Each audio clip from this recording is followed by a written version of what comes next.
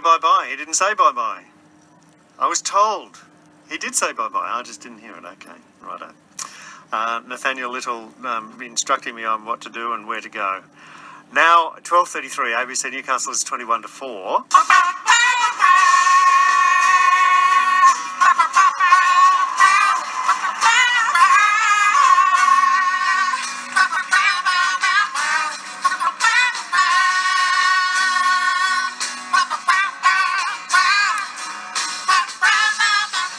That's Alanis Morissette on the Jimmy Fallon Show with a reworked version of her song Ironic. Irony is what we're talking about today in popular culture. Dr. Steve Threadgold is a senior lecturer in the School of Humanities and Social Sciences at the University of Newcastle and convener of the Newcastle Youth Studies Group. Thanks for coming in, Steve. Good to see you again. It's Hawaii Friday. Nathaniel and myself and Amanda all wearing the Hawaiian shirts. We're trying to figure out whether this is ironic. Well, maybe the question of figuring out whether it's ironic itself is ironic. Oh, no, that doesn't help. That doesn't help at all. How do we understand the word ironic? Is there an authentic way you could wear a Hawaiian shirt? Us wearing it to work because it's Hawaii Friday would not be the authentic way, and therefore, by definition, would be ironic. Is that... Yeah, so firstly, you mentioned the word authentic there. It's very difficult to think about authenticity these days in a world that's kind of drenched in irony. Irony itself seems to be the key driver of popular culture these days. And as you can tell by the kind of question that you just asked and our kind of laughter at it, it's very difficult to know what's ironic and what's not and what people mean and what they don't. And that in and of itself is a problem according to the critics of popular culture, in the sense that it's very easy for people to opt out and pretend that they care about anything. Pretend they don't care about anything. Yeah. But they're pretending they don't care, so in fact they do care. Yeah, so there's Or do they really not care? Well, I think, no, they do care, but we're all very concerned with being wrong, with offending people. So if you can kind of step back a little bit and say and be ironic and kind of have that kind of ironic relationship with each other, and it allows us to kind of not offend each other, not have other people think we're stupid, because we can kind of be nudge, nudge, wink, wink. It's ironic, right? All right. See, I knew that the irony was involved with being a hipster. Yeah. Because one of the things, not that hipsters would agree with this, because they don't like being called hipsters, as we've discussed in the past. But one of the things about being a hipster is that you are ironic. You wear things ironically. You say things ironically. You drink things ironically. You do everything ironically. Yeah. So consumer culture there is completely drenched in irony. So one of the things that connects to kind of broader sociological issues about the hipster is the rise of what we call hipster racism and hipster sexism. And this is the idea that you can make racist jokes, or you can culturally appropriate, native Indian headwear and just wear it to a festival and not really care too much about who you offend, because you are so not racist, I'm so not racist that I can kind of be edgily racist, and it's funny. See, we were talking about blackface on Wednesday. Right, okay. Could you get away with blackface? No. You couldn't? No. Indian headdress you could? No. So you what I'm can't. saying is that these are forms of racism, and there's ironic sexism as well, which is kind of making sexist jokes, or kind of ironically, using sexist language around women in the workplace, and kind of doing it as a joke. Of course, we can't do that, right? But then you're still doing it anyway. Yes. The idea. So the difference there is that there would be some people who make the sexist joke because they are completely unreconstructed. Sure. And they have no idea that you're not supposed to do that. Yep. So that's old school not blatant that's sexism. old school blatant sexism. It's not irony. Yeah. But if you are aware that you're not supposed to do it, that's right. And then you kind of do it in a look at me, I'm being hilarious. I'm edgy. Yeah. Then you may think you're getting away with it. Yeah. But in fact, you're reproducing those same things. Now, obviously, there's an irony in our conversation here, in that we're talking about sexism. I'm getting a headache. We're talking about sexism and racism, and we're two white males. Yeah. And that seems to be the common problem with these kind of But issues. is that irony? That we have the authority to talk about these problems, and we're the ones that get to talk through it. I don't know. Is that irony? I don't know that that's irony, is it? Maybe it's irony. Well, again, it comes back to, if we didn't realise that there is a problem with two white males talking about we're ironically perpetuating the same thing. So the irony in this case, I'm trying to draw a definition.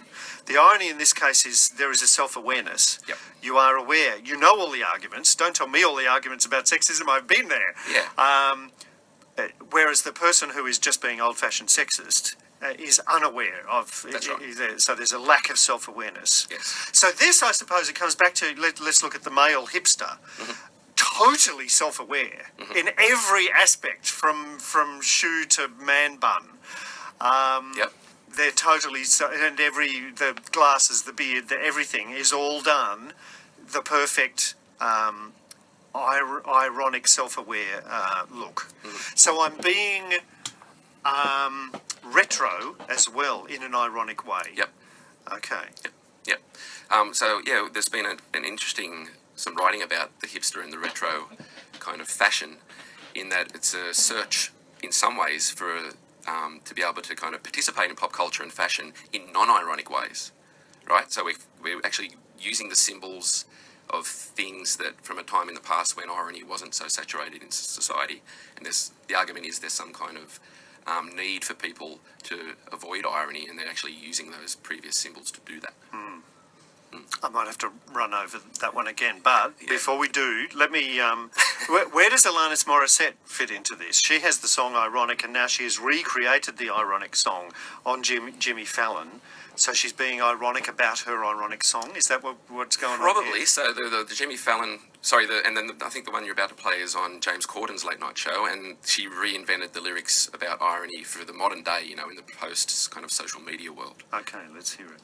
An old friend sends you a Facebook request. You only find out they're racist after you accept. There's free office cake on the first day of your diet. It's like they announce a new iPhone the day after you buy it. Isn't it ironic? Don't you think? It's like swiping left on your future soulmate. It's a Snapchat that you wish you had saved. It's a funny tweet with nobody face. And who are the blood figures? It's a traffic jam when you try to use Waze. A no smoking sign when you brought your vape. It's 10,000 male late night hosts. So many things to talk about. That's Alanis Morissette and James Corden. She just mentioned smoking there at the end. Right. Is there an irony in young people smoking now? Oh yes, I know all about the health dangers and all of that sort of stuff. I'm not doing it out of ignorance. I'm fully aware of the danger. But I'm doing it anyway. It makes it particularly rebellious, doesn't it, if you're doing that, I suppose. Yeah. The great thing about that song, Ironic, is that when it came out, and since, there's been lots of discussion about how most of the things she mentioned in the original version of the song weren't ironic. They were just kind of bad luck.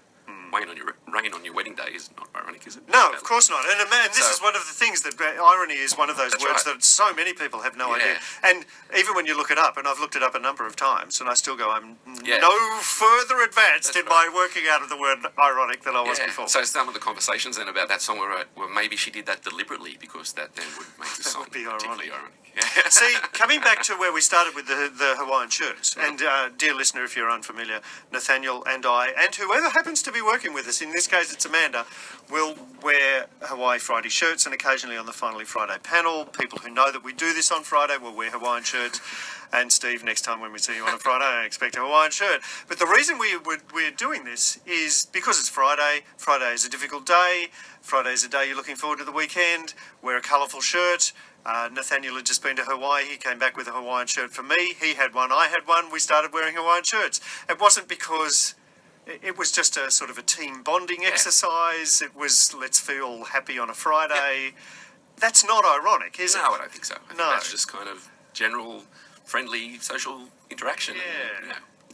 So we're not trying to. There's no message. There's no secret message unspoken between us about the ironic about the Hawaii Friday shirt.